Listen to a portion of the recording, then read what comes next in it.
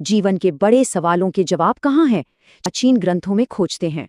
से भारत के प्राचीन ग्रंथ इसी एक सवाल का जवाब ढूंढ रहे हैं। ये सिर्फ किताबें नहीं, बल्कि ज्ञान का वो खजाना है जो हमारे अस्तित्व की परतें खोलते हैं।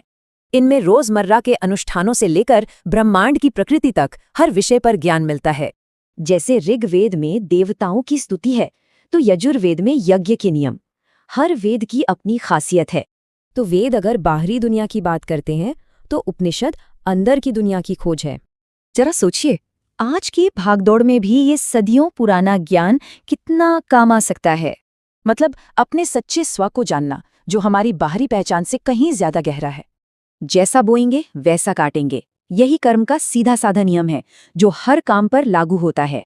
तो सवाल ये है कि इस ज्ञान को आज की जिंदगी में कैसे अपनाएं? इस ज्ञान को अपनाने के लिए बस रोज की आदतों में कुछ छोटे आसान बदलाव करने होते हैं। आज की जिंदगी में तनाव और चिंता बहुत आम बात हो गई है। इसका वैदिक समाधान ध्यान और योग से मन और शरीर को शांत करना। इससे तनाव कम होता है। अक्सर इस भाग दौड़ में जिंदगी का मकसद या जुड़ाव महसूस ही नहीं हो पाता, और इसका हल है आत्मज्ञान और सही कर्म। इससे जीवन को एक मकसद मिलता है। तो निचोड़ ये है कि ये ज्ञान हमें एक बेहतर, संपूर्ण जीवन जीने का रास्ता दिखाता है। दूसरे शब्दों में, वैदिक ज्ञान एक बैलेंस्ड, शांत और संतुष्ट जीवन जीने में मदद करता है। तो यहाँ एक रास्ता तो दिख गया।